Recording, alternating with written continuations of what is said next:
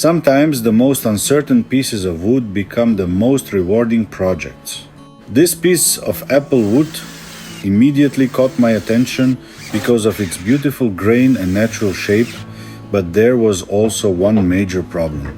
Right through the center of the blank was a visible crack, and honestly, I wasn't completely sure if this piece would survive the turning process.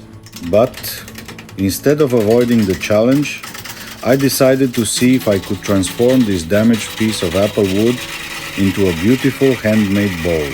This bowl blank was cut from a much larger piece of wood. After preparing the rough shape on the bandsaw, the next step is mounting it securely onto the lathe. For this, I'm using a screw faceplate system. The plate is attached directly into the wood with multiple screws, while the opposite side uses an M33 thread that mounts straight onto the lathe spindle. This setup creates a very strong connection, which is especially important when working with large and slightly unbalanced bowl blanks like this one. With everything now mounted securely, it's finally time to start turning. Because the piece is still heavily unbalanced, the first few cuts need to be very controlled and careful. I started with a 16mm ball gouge to begin removing material and slowly bring the blank closer to a balanced shape. But due to the large amount of eccentric movement in the wood, the vibrations quickly became too aggressive for the ball gouge alone. So instead, I switched to a roughing gouge to handle the heavier material removal more efficiently during the early stages. At this point, the goal isn't creating clean details yet. It's simply about reducing the imbalance, stabilizing the blank, and making the turning process smoother and safer before refining the actual bowl shape. And slowly, with every pass across the spinning wood, the rough block of apple wood begins transforming into something much more controlled. Now that most of the imbalance is gone, the blank is finally spinning much more smoothly. And this is the point where the real shaping process can begin. I started creating the main outside profile of the bowl using the ball gouge, slowly establishing the overall form and proportions of the piece. Once the basic shape was in place, I switched over to a spindle gouge to refine the curves even further. The spindle gouge allows much lighter and cleaner cuts, making it easier to smooth out the transitions and give the bowl a more elegant flowing shape. At this stage, small adjustments make a huge difference in the final appearance. The curve of a bowl needs to feel natural from every angle, but there was still one problem left near the bottom section of the blank. A large amount of bark was still attached to the wood, and because I wanted a much cleaner final shape, this entire section would need to be removed before moving any further.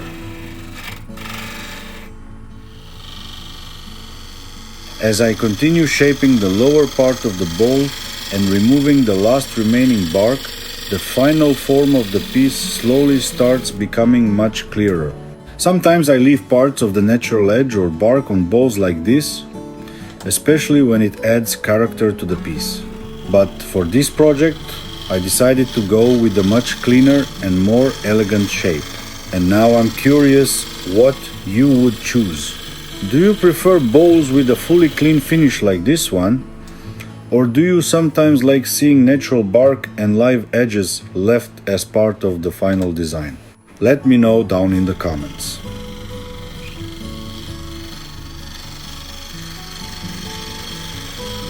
I am still working on the lower part of the bowl, slowly moving toward the area where the tenon will be shaped.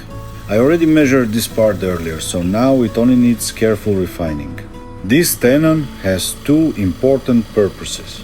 First, it will allow me to hold the bowl securely in the chuck jaws when I turn it around, but it will also become the final foot of the bowl. Because of that, this part needs to be shaped very precisely. If the tenon is not made correctly, the chuck jaws can leave visible marks in the wood.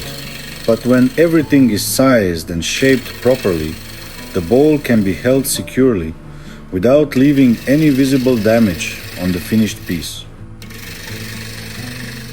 And like always, I spend a little more time on this part of the bowl. For me, the foot is almost like the signature of every woodturner.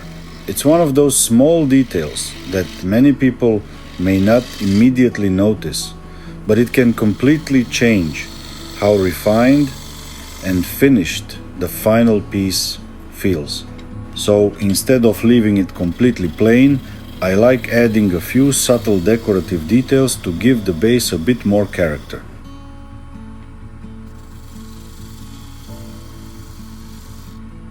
I'm also creating a small recessed area in the center where I later glue in our signature Pipejawood logo coin.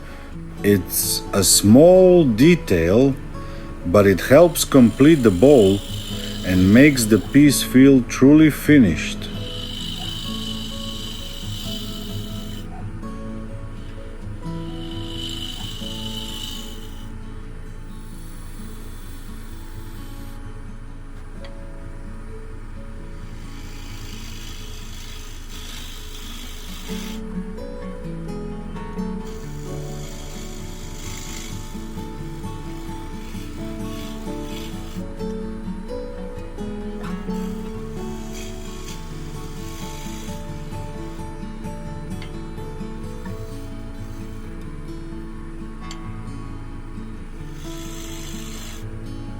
Before moving on to sanding, I still want to refine the outside surface a little more. Even after the bowl gouge and spindle gouge cuts, there are still small tool marks and tiny imperfections left in the wood. To clean those up, I'm using a rounded scraper together with a pointed scraper. These tools allow me to make very light and controlled passes across the surface, helping smooth out the curves and remove the remaining marks without changing the overall shape of the bowl. This stage takes patience, but it makes a huge difference later once the finish is applied. Because the cleaner the surface is now, the more beautiful the grain will look in the final result. And honestly, this is the moment where I can already start imagining this bowl sitting in someone's home. Maybe as a centerpiece on a table, filled with fruit, or simply displayed as a natural decorative piece. So I'm curious, where would you place a bowl like this in your home? Now the sanding process begins. I'm gradually sanding the bowl from 120 grit all the way up to 320 grit, slowly refining the surface and preparing the wood for the finish. This part always takes a bit of time, but it's one of the most important steps if you want the final piece to feel smooth, clean, and truly premium. And while I'm working on the sanding, this is also a great moment to mention that many of the handmade bowls and products you see in our videos are available on our website at pipejawood.com. We also make handmade fountain pens, wooden mugs, natural edge bowls, and other unique wood turning pieces, all handcrafted by us here in Slovenia. And if you enjoy the natural finish you see on this bowl, we also offer our own Pipejawood finish on the website. It's a blend of carnauba wax and tung oil that helps protect the wood while enhancing the natural grain and color without making the surface feel artificial. With the outside of the bowl now fully shaped and finished, it's finally time to reverse the piece. The bowl is carefully mounted into the chuck jaws using the tenon I created earlier on the bottom. Once everything is secured properly, I can remove the screws and the faceplate system that was holding the bowl onto the lathe during the first stage of turning. And this is always a satisfying moment in the process. For the first time, the bowl actually starts looking like a real finished piece instead of just a rough block of wood. Now the focus shifts to the inside of the bowl. This is usually where the true beauty of the wood begins revealing itself, layer by layer, with every cut removing more of the hidden grain beneath the surface. Now it's time to start hollowing out the inside of the bowl I'm beginning with a 16mm ball gouge to remove the larger amount of material and slowly create the inner shape. At this stage, I'm constantly paying attention to the wall thickness and the crack in the wood at the same time, because even though the bowl already survived the outside shaping process, the inside turning is often where stressed wood can still move or react unexpectedly.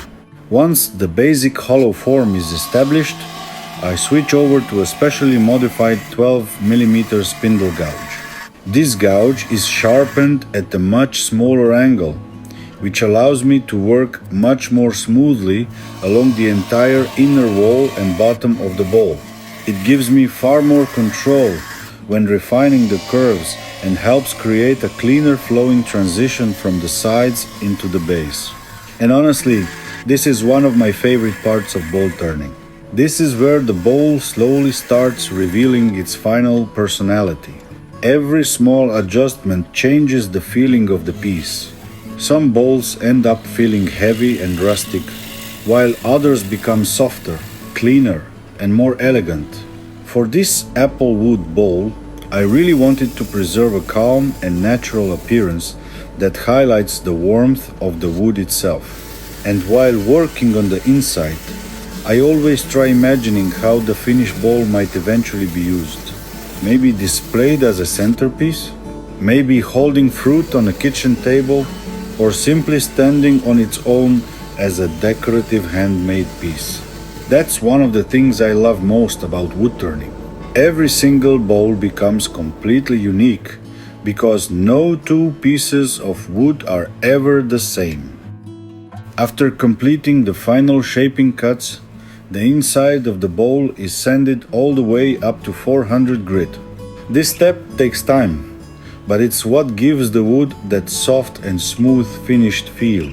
Especially with apple wood, sanding really starts revealing the natural depth and warmth hidden inside the grain. And now comes the moment where everything truly changes.